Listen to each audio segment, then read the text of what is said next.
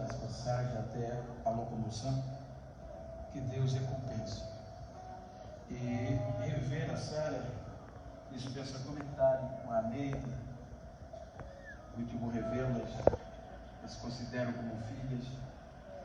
A Sara, eu costumo dizer, hoje mesmo eu vinha falando no carro, que ela é dinâmica demais. Dá gosto ouvir o seu dinamismo. Se você falar de nutrição, ela está dentro. Se você falar de política, ela dá um show. Se você falar de publicidade, é a área de sua formação. E se falar de louvor, a gente perde. E como ela disse, a gente já chegou em cima da hora. Ela não deu tempo de pentear o cabelo e nem eu dar a minha progressiva. Por isso que eu vim com o meu enroladinho, filho. Queridos, eu quero ler um texto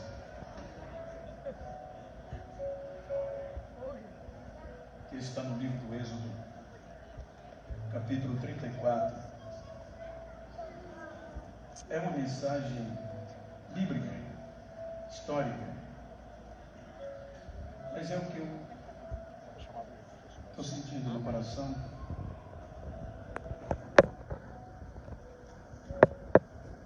Pois é um culto em ação de graça.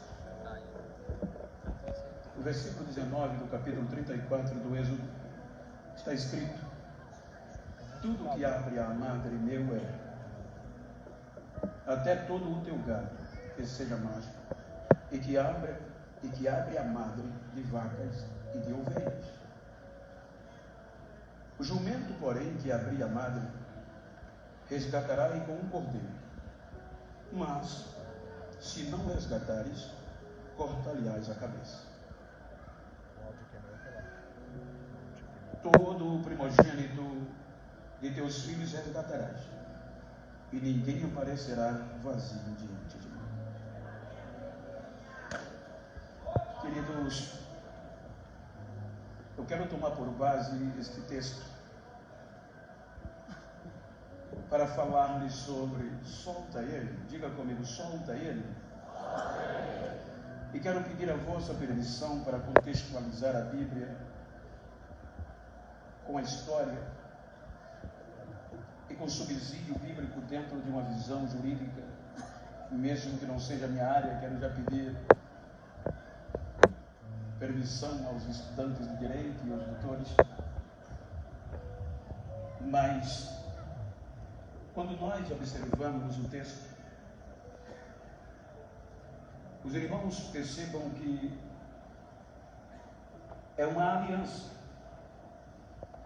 Depois que a primeira tábua da lei foi quebrada, então Deus pediu a Moisés para escrever de novo. Por isso que o Deuteronômio, a segunda lei, e em duas pedras que ele começou a escrever. Então Deus vai dando os princípios legais dentro de uma aliança, e dentro desta aliança ele vai falando da festividade, da comemoração, do dia especial dos pães asmos. Então é quando ele diz que desde o Êxodo o povo não poderia esquecer disso, que todo o animal ou filho que abrisse a madre, ou seja, que fosse o primogênito de qualquer ser, seria dele. Quando nós chegamos no versículo 20, veja que há uma conjunção adversativa. Por isso que o texto diz que o jumento que abria a madre, em algumas versões o burro, a mula, mas o jumento que abria a madre, ele só será aceito se for substituído por um cordeiro. Mas se não houver o cordeiro para substituí-lo, então a sua cabeça vai ser cortada e ele morrerá. Quando nós começamos a visualizar o contexto, segundo alguns eruditos, dentro de um contexto comportamental, entendo o que eu estou falando, eles conotam o nosso comportamento como ser humano, na maioria das vezes, como um jumento. Quando nós observamos o Velho Testamento, as características favoráveis destes animais são tantas que por cerca de 70 vezes ou mais ele é mencionado no Antigo Testamento. Quando nós falamos de jumento, e a nossa região nordestina, falamos um pouco com base, ele é um animal de característica favorável, pois é trabalhador. Ele é um animal de força, serve de trabalho e de transporte, e até de relógio algumas vezes. Mas você pode ver que com toda a característica favorável que ele tem, o seu comportamento se torna pejorativo.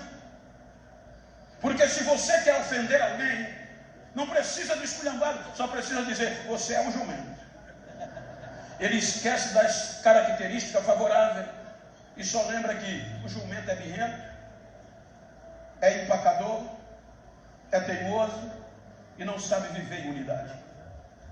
A ponto que Deus disse em Deuteronômio 22:10, você não pode colocar o jumento com um boi para arar a terra, porque o jumento é muito solitário e ele não tem intimidade comigo.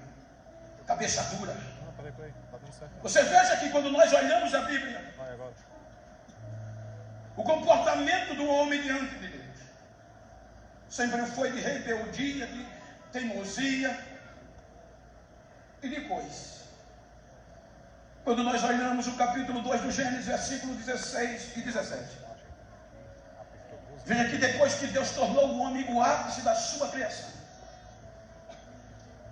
Tudo que Deus criou foi em torno do ser humano. Hoje existe rios, sol, lua, estrelas, por conta do homem. Estabelece um jardim, coloca tudo que o ser humano precisava para viver, coloca-o e só lhe pede uma única coisa. De todas as árvores do jardim você pode comer,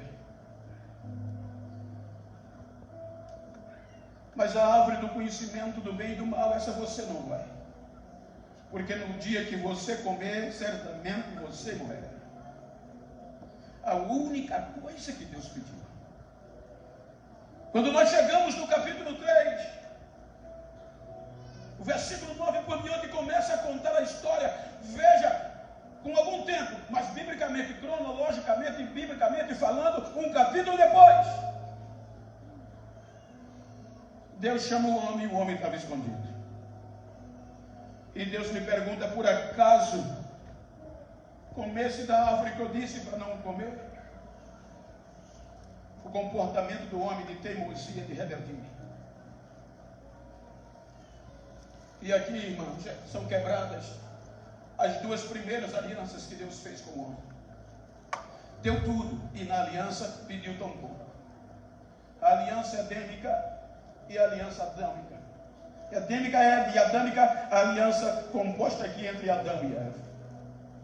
E foi aqui que juridicamente falando, nos tornamos ela.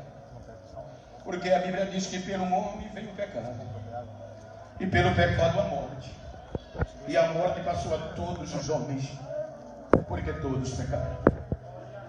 Agora a morte e o inferno, acusadores, juridicamente acusadores, tinha provas robustas para nossa condenação. Primeira instância, terminamos como réu de condenação. Aí vem a segunda instância. Veja que a primeira instância termina no dilúvio. O pecado foi tão grande que Deus resolveu trazer a punição, mas Deus deu um escape, levou para a segunda instância, depois do dilúvio. Veja que Deus preservou o ser humano, mesmo com provas robustas, digno de destruição, de condenação eterna, Ele preserva. E quando Ele preserva, capítulo 8, Ele tira Noé da arca, e faz, dentro de um contexto sintético, a segunda aliança. A aliança do recomeço do governo humano, dando a oportunidade do homem recomeçar e buscar a sua inocência. E encham e povoem a terra. E eu prometo uma coisa a vocês, que nesta aliança, conhecida também como noética, eu jamais destruirei vocês como eu fiz. Porque toda vez que a chuva cair, o árbol aparecerá. E eu lembrarei da aliança que eu fiz com o homem. Quando você chega no capítulo 11, o homem, mais uma vez, se comporta irracionalmente. A Bíblia diz que o ser humano resolveu criar uma torre para ninguém se espalhar, contrariando a aliança de Deus com Noé. E ainda para tentar se livrar, se Deus enviasse outro dilúvio. E aí vem a confusão das línguas. E a segunda instância, terminamos como culpados, dignos de ser condenados. Porque a morte e o inferno prevaleciam e dizia: as provas são robustas. O amor de Deus é tamanho que Deus leva à terceira instância, para o julgamento definitivo. E na terceira instância Deus vem com a outra aliança, a aliança abraâmica. Abraão, em você será bendita todas as famílias da terra. E nesta aliança abraâmica, Israel tinha tudo, foi criado, diferenciado, especial. A menina dos meus olhos, o amor prevalecia. Então Deus faz uma aliança conhecida como abraâmica, que por meio desse Israel ia salvar, ia prover a libertação, a absolvição de todos os moradores da terra, pelo comportamento de Israel. Então, dentro desse princípio da terceira instância, veja que eu estou dizendo, dentro desse princípio, claro, de uma forma comparativa, porque quando a Bíblia fala da nossa salvação, é juridicamente, os irmãos percebam, em um contexto lógico. E os irmãos sabem que quando há um julgamento, tem que ter a condenação, tem que ter a acusação e defesa. E todas as vezes que o vitorioso sai do tribunal, sai fazendo festa. Na primeira e na segunda instância, a morte do inferno saiu cantando, porque o homem decepcionou e continuava réu de juízo. Aí na terceira instância agora, Deus cria um povo separado, acreditando, lhe dando de amor, lhe dá leis, através da aliança mosaica, da aliança da promessa com Israel, da aliança davídica, tudo está incluído na terceira instância, visando Deus a nossa absorvição. Mas na terceira instância, o pecado prevaleceu. E Paulo diz que a lei adoeceu, a lei enfermou. E a lei não foi digna de inocentar o homem diante de Deus. Aleluia. Israel quebrou as leis. Israel feriu a Deus. E o pecado prevaleceu. As influências ludibriaram Israel. Você pode ver que com todo amparo, com leis, com todo investimento, a Bíblia diz que Deus deu juízes, deu reis, sacerdotes, profetas. E mesmo assim as influências arrebentaram com Israel. A primeira influência foi a cananeia. Pois quando o povo de Deus entrou na terra prometida, conhecia um Deus de guerra. Mas agora no tempo de seca, quando a colheita não produzia, os adoradores de Baal chegavam e diziam: o Deus de vocês não é Deus da chuva, nem da fertilidade, nem da prosperidade. Quem é o nosso Deus Baal. Então eles deixavam Deus e seguiam os Baalins. Então a primeira influência, eles entraram numa idolatria sem trégua, a ponto de levá-los ao cativeiro. por conta da idolatria de adorar outros deuses. A idolatria levou-os à Babilônia como cativos. Perderam a liberdade e chegam na Babilônia com vergonha diante de todas as nações. Mas nem tudo na Babilônia foi ruim.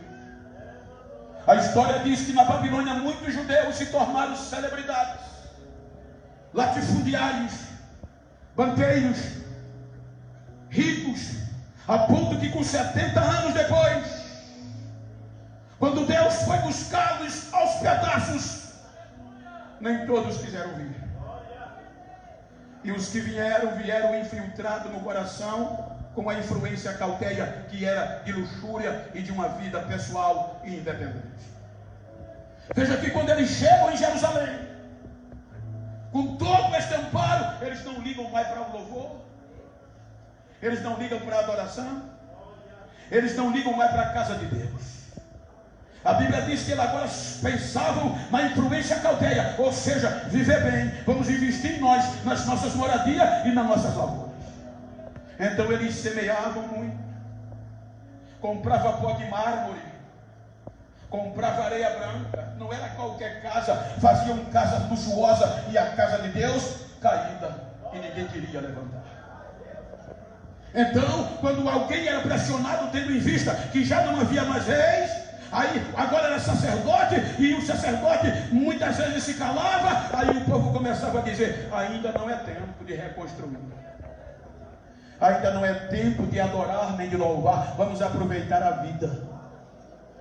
Aí Deus usa o profeta Ageu, e veja, quando Ageu entra no cenário, é contra isso aqui, a luxúria. Aí Ageu entra dizendo: escute o que diz o Senhor. O povo está dizendo, falando para sacerdote, que ainda não é tempo de reconstruir. Se não é tempo de reconstruir a casa de Deus, e por que eles estão construindo as mansões? Por que eles estão construindo as suas mansões luxuosas e a casa de Deus está abandonada lá? Pensa, será que o povo não considera que eles estão semeando muito e colhendo pouco? Será que o povo não considera que eles estão vestindo e não estão se aquecendo? Estão se cobrindo, mas não está matando frio. Está comendo e a fome não para. Está bebendo e não sacia a sede. E o salário que recebe parece que é colocado no saco furado. Será que o povo não está vendo que foi Deus que sustentou a chuva? Diga ao povo: suba o monte de novo, cortem madeiras e reconstrua a casa do Senhor em Síria. Quem de vocês viram esta casa na primeira glória? O Senhor Deus é dono da prata e do ouro, e Ele manda dizer que a glória da segunda casa vai ser maior.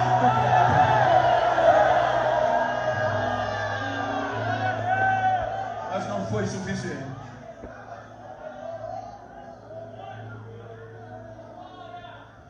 Os irmãos hão de convir que Israel não teve mais liberdade. Os caldeus passam, vêm os médios e persas, e eles não têm liberdade. Veja que o Velho Testamento termina com provas robustas contra nós. A terceira instância é definitiva. Aleluia. Quando termina a terceira instância, com todo o investimento de Deus, Deus termina reclamando com Israel no livro de Malaquias: vocês dizem que me amam, mas vocês não me amam. Eu amei Jacó e desprezei a Isaú. A Isaú eu dei as montanhas, mas a Jacó eu dei esta terra. O filho respeita o pai e o servo o seu senhor. E vocês estão perguntando: em que nós não te respeitamos? Se eu sou pai, onde está o respeito? Se eu sou Senhor, onde está a minha honra? Veja que ele vai reclamando. Aí vocês dizem: em que nós não estamos te respeitando e não estamos te honrando? Nos altares, nas ofertas, vocês estão oferecendo fruta podre, animal cego, animal coxo e aleijado a mim. Ofereçam isso ao governador para ver se ele vai se agradar.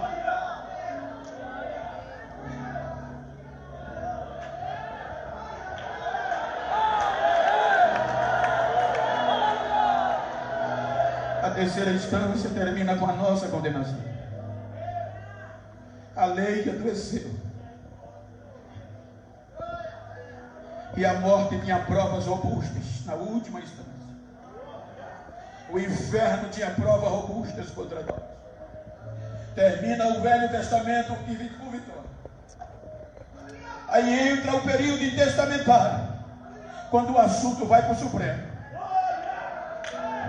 E o Supremo não julga méritos.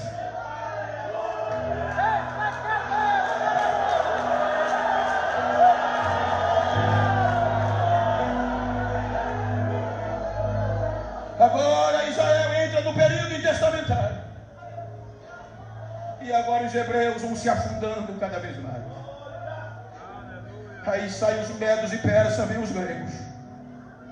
E a influência grega foi uma das piores. Porque a Grécia, os gregos, representava o futuro e a pós-modernidade. Então esse futuro e a pós-modernidade era para minar os princípios e costumes das províncias e aqueles que fossem capturados e subjugados por eles.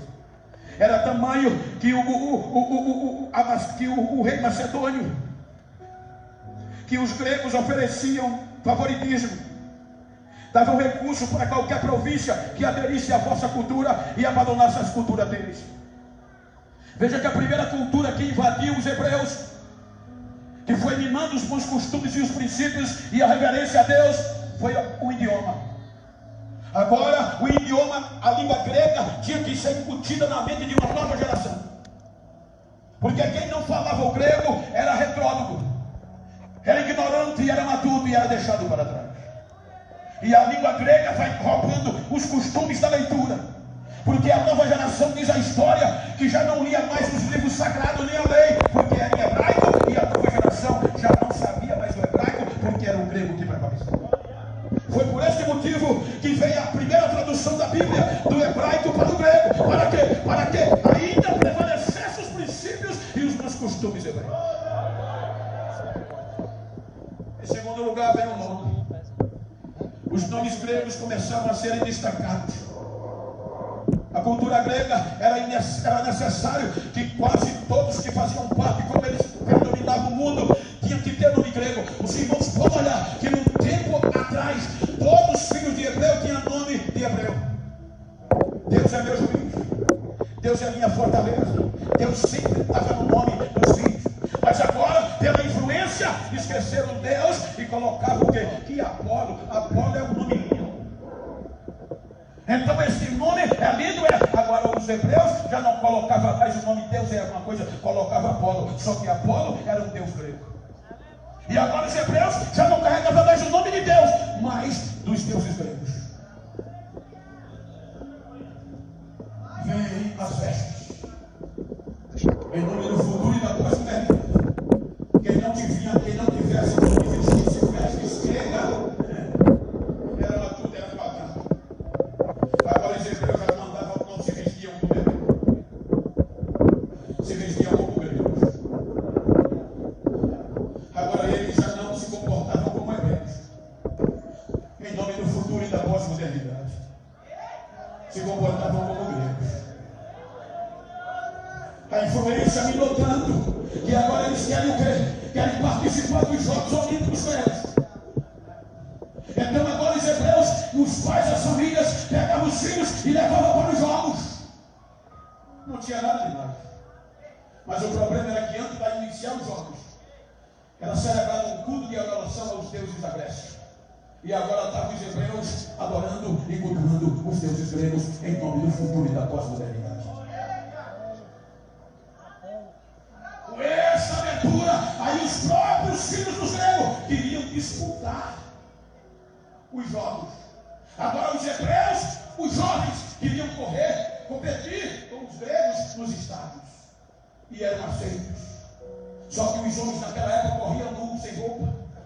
Então cada hebreu, quando era aprovado para correr, ele tinha vergonha de correr nu por conta da circuncisão. Ia expor, o povo ia zoar. Então eles faziam cirurgia, tirava a circuncisão, e com isso quebrava o pacto, a aliança que Deus fez com Abraão. Em nome do futuro e da pós-modernidade. Hoje, em nome desse futuro e dessa pós-modernidade, a gente ainda reclama quando as crianças correm na igreja. É irreverência. A gente ainda reclama quando os irmãos se levantam e vai para o banheiro e fica a palavra cá. É irreverência. Mas o que, em nome do futuro e da pós-modernidade, a gente não consegue passar 2 horas sem o celular na mão, no culto e passando mensagem um para o outro. É moderno. É em nome do princípio do futuro e da pós-modernidade. Mas Deus não muda. Reverência é reverência. Culto é culto. Adoração é adoração. Culto é culto. Adoração é adoração.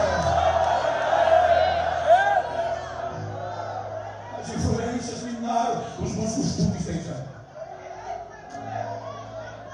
Os gregos saem, vem os romanos. E agora os romanos atingem a alta cúpula sacerdotal. Os romanos tinham gingado político. Então agora os romanos minam não só o povo, mas a cúpula sacerdotal com propina, favoritismo e os esquemas. Agora tudo é em torno da propina. O templo em Jerusalém se torna o maior banco da história daquele tempo. O jogo de interesse tira o amor e a misericórdia de quem tinha direito de julgar. A coisa ficou tão feia.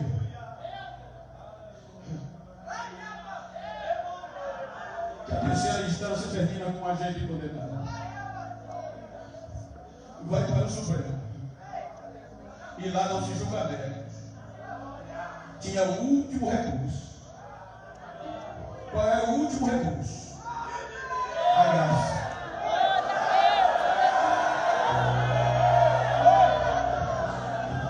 Se fosse julgamento, a gente não merecia. Mas o Supremo não julga mérito. A graça entra e a graça faz o quê? O cordeiro para substituir o jumento. O cordeiro entra por meio da graça para substituir o jumento.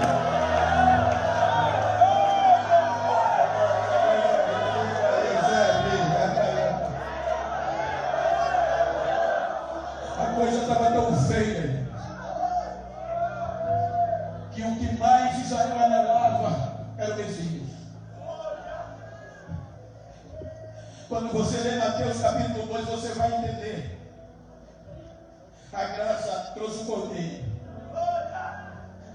Aí de repente diz Mateus que um grupo de dignatários estrangeiros conhecidos como magos chegam em Jerusalém e vão direto para Herodes, perguntando aonde nasceu o rei dos judeus.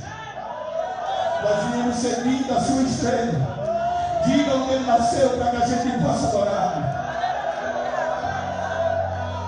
Mas Mateus escreve que a notícia do nascimento do cordeiro perturbou Herodes e toda Jerusalém. Perturbou. Por quê? Herodes recebe a notícia com rivalidade. O rei dos judeus sou eu. Então nasceu outro. Então Herodes, a notícia se espalha pela cidade. Veja que a Bíblia diz: perturbou Herodes e toda a Jerusalém. Houve um comentário, era o maior evento do judaísmo, o maior evento da história de Israel. Aconteceu e eles não valorizaram. Aí Herodes, na hora, está escrito nisso: vou chamar os principais sacerdotes e os escribas. Eles entendem a lei, eles ensinam a lei e vai descobrir aonde o Messias nasceu. Quando eles chegaram, Herodes pergunta: aonde havia de nascer o Messias?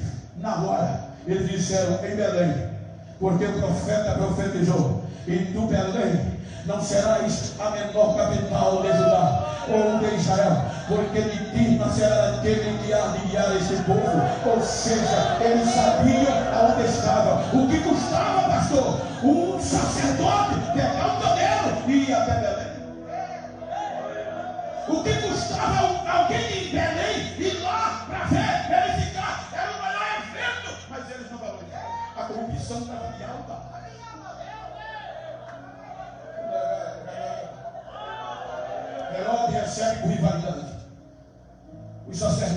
indiferente, porque o nascimento do Cordeiro, àquela altura, ia tirar privilégios, ia tirar mamatas. O povo não vai até Belém, porque o nascimento do Cordeiro ia mexer com o comércio, ia trazer justiça quando a lei havia enfermado. Ninguém ligou. Só que passaram-se 29 anos. Veja que logo aqui tentaram matá-lo. Quando passa 29 anos, do nada, lá no deserto da Judéia, na beira do rio chamado Jordão, tinha um pregador maluco, sem Instagram, sem Facebook, sem nome vestido, sem Rafael, sem como, só um cinto de couro no ombro e pregando a verdade. E a mensagem dele na beira do Jordão: arrependei-vos, arrependei-vos, porque o machado já foi posto à raiz da árvore. É tempo de praticar a justiça, é tempo.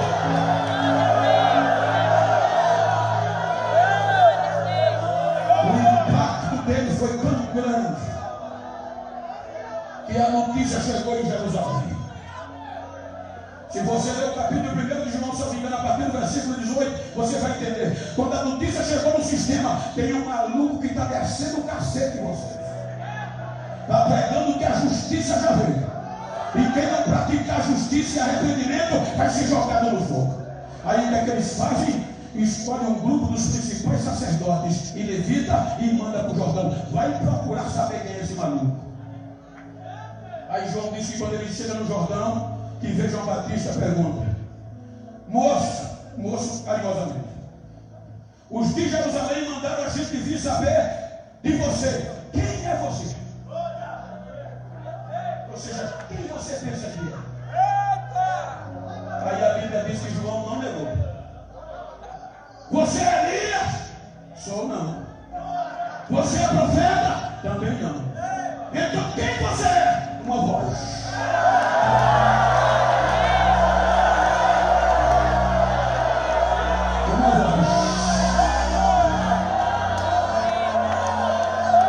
Uma voz que está dizendo: prepara o caminho para ele passar. Ele já chegou, prepara o caminho para ele passar.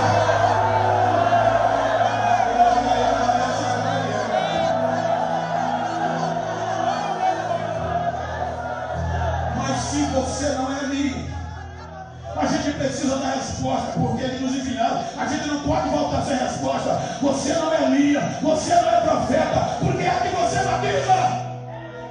Eu batizo com água. Mas já está no meio de vocês um que vocês não conhecem. Ele é maior do que eu, porque ele foi antes de mim. Eu não sou digno de desatar nem a sandália dos seus pés. Ele já veio, ele já está aqui, o poder já veio. Aí o texto diz que no dia seguinte, João estava ainda batizando. De repente ele para, e quando olha, vem alguém, e quando ele olha, ele para o batismo, abre e sai da frente. O que é, João? Eis o Cordeiro, eis o Cordeiro, eis o Cordeiro, eis o Cordeiro, eis o Cordeiro de Deus.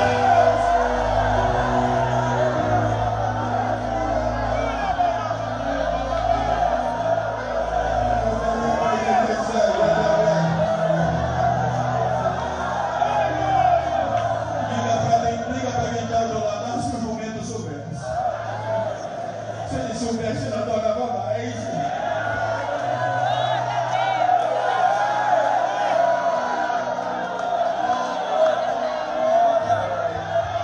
Em síntese, prende João. Aí a Bíblia diz: quando João, Jesus soube que João fora preso, começou a pregar o Evangelho. E no Evangelho de Jesus não tinha mais favoritismo. Eu costumo dizer que ainda fosse a lei firme, eu não estava aqui, porque o preto estava fora. Mas o Evangelho de Jesus, o gentil estava fora, mas o Evangelho de Jesus veio arrebanhando, veio arrebanhando. Não tinha favoritismo, não tinha esquema, nem tinha extremismo. O sistema sistema só aceitava extremismo, só aceitava esquerda, mas o evangelho não pegava o pó levantava. Ainda tem esperança para você, o cego enxergava, ainda tem esperança para ter o sistema.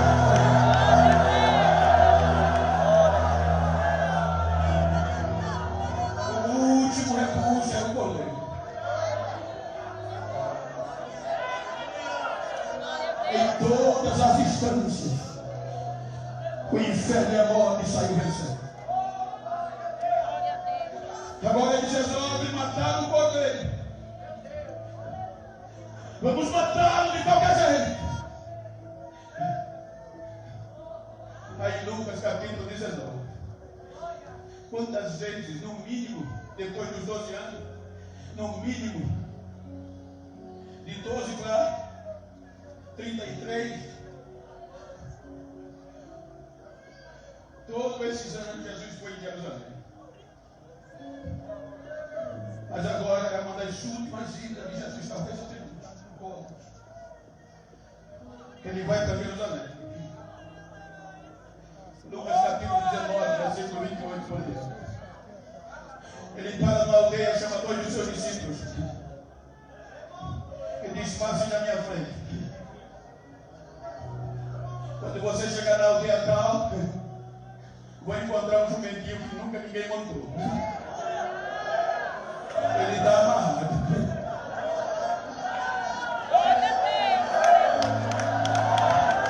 Já estava pronto para morrer. Solte. E se alguém achar ruim perguntar por que vocês soltaram, vocês digam: foi o mestre.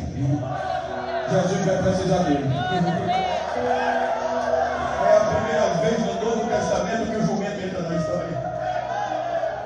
No ápice do ministério de Jesus. Aí o texto continua, eu acho lindo, que Lucas começa a descrever: soltaram o jumento. Quando os donos perguntaram por que é que vocês estão fazendo? O mestre precisa dele. Acabou, ponto final, ninguém descobriu mais. Levaram o jumentinho para Jesus. Quando o jumentinho chegou, onde estava Jesus? Está escrito: pegaram as vestes dele e botaram no lombo do jumento. Agora o cordeiro tira as vestes e coloca no lombo do jumento. Agora o cordeiro em cima e o jumento embaixo. Quem olhava só via o cordeiro, mas o jumento estava embaixo.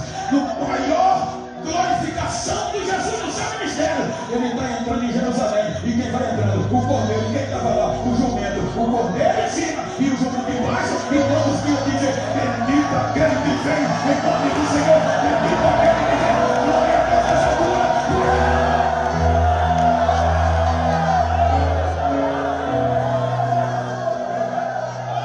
Mais uma vez, só para chatear, olha para quem está do lado e diga: se o jumento entendesse.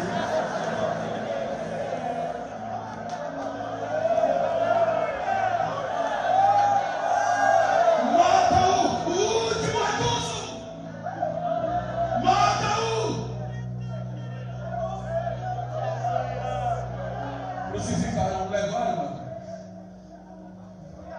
dilaceraram.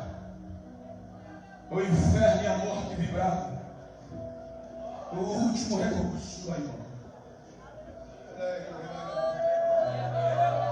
Todas as alianças foram quebradas. E o inferno e a morte saíam do tribunal cantando legal.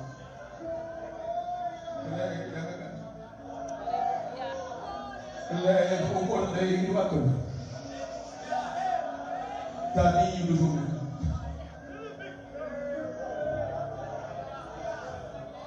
Primeiro dia foi desolação. Segundo dia a notícia foi tão pejorativa que os discípulos desistiram. A morte, o inferno, cantava o vitória.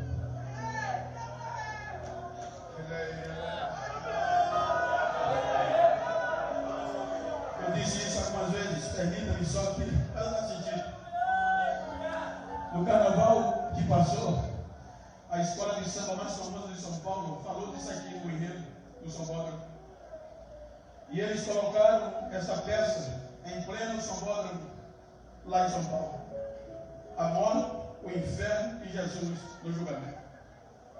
E quando eles terminam o enredo, pelo julgamento deles, televisão, internet, os maiores canais televisivos, radiofônicos, de todo tipo de imprensa voltados para mim.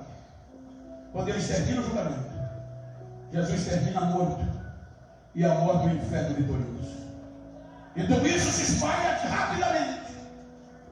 A Globo bate em cima para parabenizar os organizadores. E a notícia se espalhou.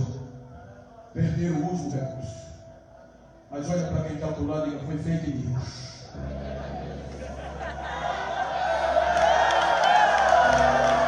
Porque na manhã do terceiro dia, o duro lacrado do lacre, o maior poder judicial do Império Romano, os soldados representando o Império Romano, mas na manhã do terceiro dia, papai resolveu quebrar o lacre e o anjo empurrou a pedra. Quando as mulheres chegaram, a pedra não estava perto do lugar, o tubo não estava perto, estava vazio. O que você vieram buscar? O nosso mesmo, ele não está mais aqui não, ele já ressuscitou, ele já ressuscitou.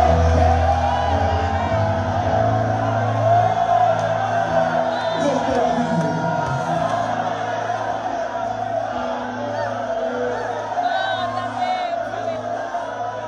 Quando ele ressuscita, a festa é acabada. Aí Paulo, para chatear, ele escreve aos gentios de Coríntios, capítulo 15.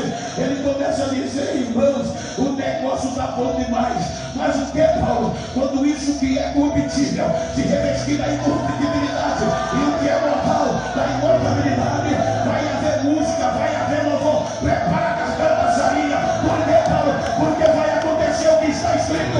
Aonde está a morte, o teu aguilhão? Aonde está a inferno, a tua vitória? Graças a Deus, por Jesus Cristo, nós vencemos.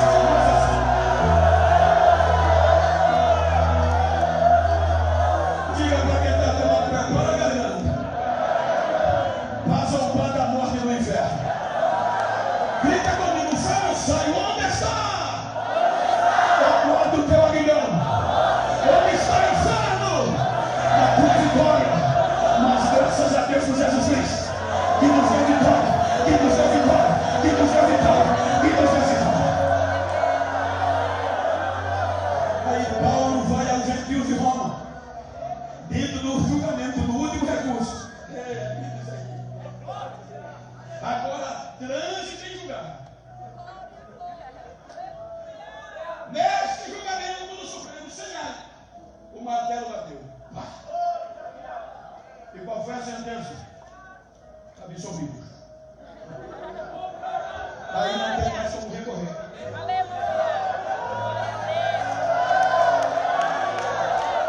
Já foi transitado, já foi julgado, e o martelo já bateu. O juiz disse absolvido. Aí Paulo escreve aos Romanos e diz, irmão, portanto agora, irmão, portanto agora, olha para quem está falando isso, portanto agora, nenhuma condenação há para os que estão em Cristo Jesus, que não anda segundo a carne, mas segundo o Espírito. Não há mais condenação. O inferno acusa.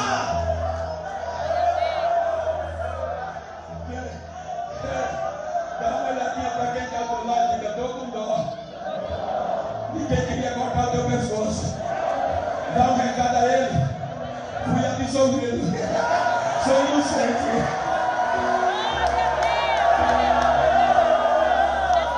Pega a mão desse grande que está pelo lado e diga, Pai do Senhor inocente. Acabou. Ninguém pode julgar o servo dele.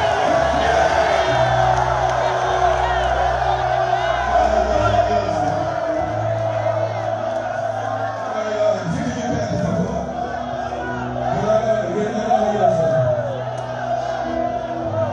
Tem inocente aqui, tem?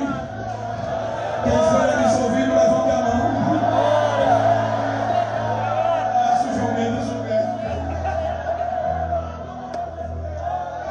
Olha que coisa linda. Capítulo 2 de Atos. O Espírito Santo enche o judeu. Convertidos. Capítulo 10 de Atos. Ninguém esperava a absolvição que ela fez. Pedro, um dos maiores crentes, nem esperava. julgamento fez. Estava orando, meio-dia, deu fome. O sexto vem, por 3 vezes. Ave, quadrúpede, réptil e bestas. A voz disse: Pedro, mata e come. Não, Senhor, eu nunca coloquei na minha boca nada imundo. Não chame de imundo que eu purifiquei. O jumento agora serve. O jumento agora serve. Mas por quê? O cordeiro substituiu ele. Vai na casa de Cornélio. Quando ele chega na casa de Cornélio, ele diz na cara, a casa cheia de amigos e família. Ele disse: vocês sabem, ele e um grupo de cristãos judeus, vocês sabem que a nossa lei não permite a gente ter amizade com vocês nem entrar na casa de vocês. Aí ele diz: mas eu estava orando e Deus me mostrou, ele vai contando e me mandou falar do Cordeiro. Aí ele começa a falar do Antigo Testamento, vem. Antes de terminar de chegar no Cordeiro, aí a Bíblia diz: o Espírito caiu. O Espírito caiu na casa de Cornélio e encheu os gentios com o Espírito Santo. Agora, os jumentinhos, os inacreditáveis que não eram aceitos, os gentios sacode a asa de terra do ar, sacode Samaria, sacode a Europa, sacode a África, sacode o Brasil, sacode o Brasil, sacode o Brasil. Agora eu sou aceito, agora eu sou aceito. Ah, mas ele é preto. Um dia eu estava almoçando numa churrascaria na minha capital, Sara, ali na Carro de Boi, e tinha um garçom novo que não me conhecia. E quando eu cheguei com os irmãos, que os irmãos disse: pastor Genivaldo, ele parou, ele é crente, e disse: esse é o pastor Genivaldo? Eu digo: sou eu. Ele veio, mas se é o senhor mesmo, olhou de baixo para cima, sou. Rapaz, eu esperava outra coisa, o quê? Mas tem tanta gente branquinha, arrumadinho, mas Deus foi dar assunção logo o senhor. Eu digo: filho, eu fui absolvido, foi no sangue.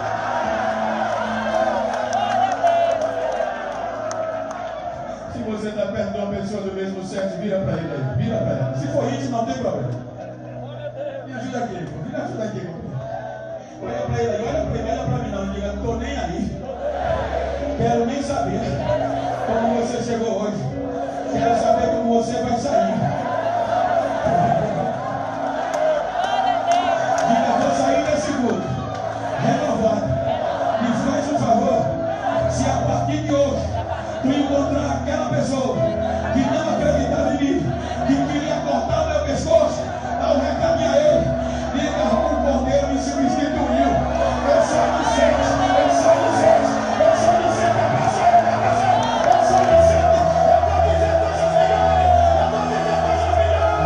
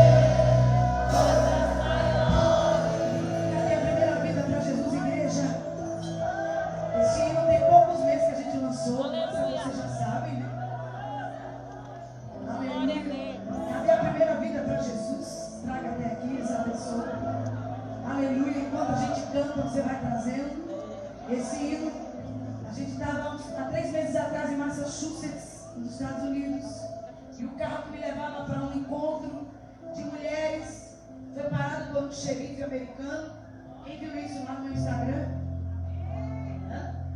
E enquanto aquele xerife olhava se estava tudo certo ali no carro, o sino estava tocando bem baixinho. E ele perguntou que música era aquela. Se aumenta a música que eu quero ouvir. Já está chegando aqui a primeira vida, eu quero ouvir glória da igreja.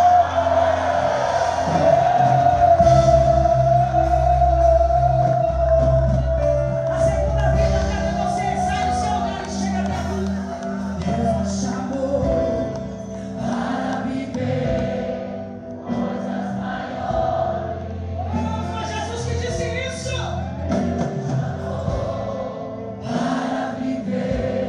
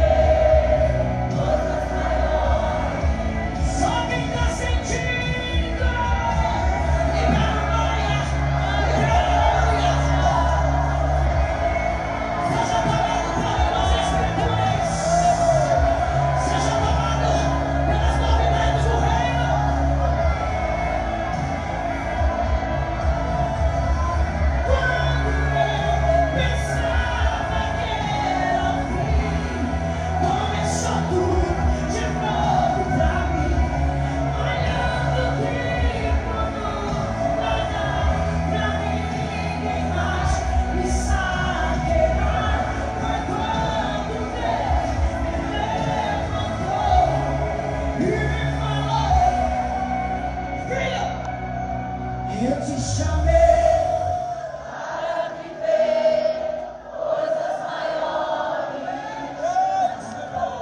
Eu te chamei para viver coisas maiores. Escuta, escuta. Eu te chamei para viver. Eu te chamei. Eu te chamei. Levante as suas mãos e declare. Eu te chamei.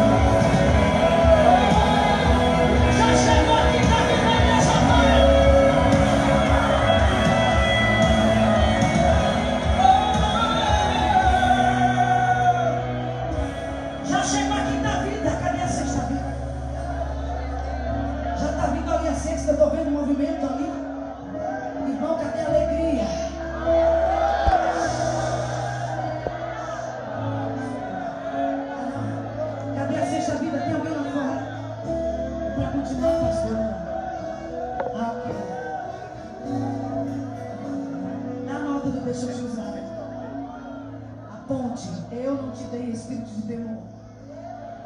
Cadê a quinta vida? Já está vindo ali? Alguém que está afastado da igreja. Tem muita gente lá fora, irmão. Eu vi muita gente já está vindo a sexta. Não, estamos chamando a sexta. Ou já está chegando a sexta. Cadê a glória da igreja? Libera o corredor, irmão, no meio para as pessoas passarem. Aleluia.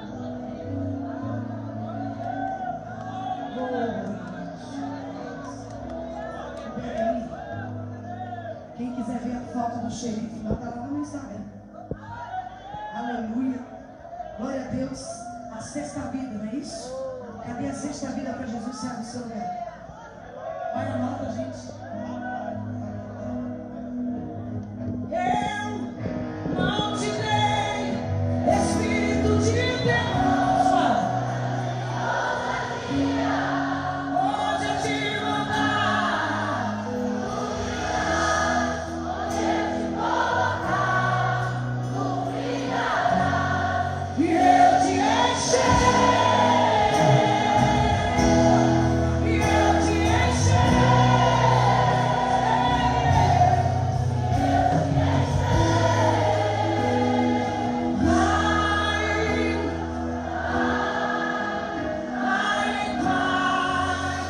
Deus não enche ninguém para ficar dentro de casa. Deus não vai te encher para você ficar preso. Deus vai te encher porque Ele vai te usar para chegar em lugares que ninguém pode chegar, só você. Tem lugar nessa cidade que eu não posso ir, mas você está lá todo dia. Tem lugar nesse estado que o pastor não pode ir, mas você está lá. Pois Deus vai te encher, não é para ficar em casa. Deus vai te encher, não é para ficar dormindo. Deus vai te encher, não é para ficar sentado no sofá assistindo Netflix. Deus vai te encher para você sair.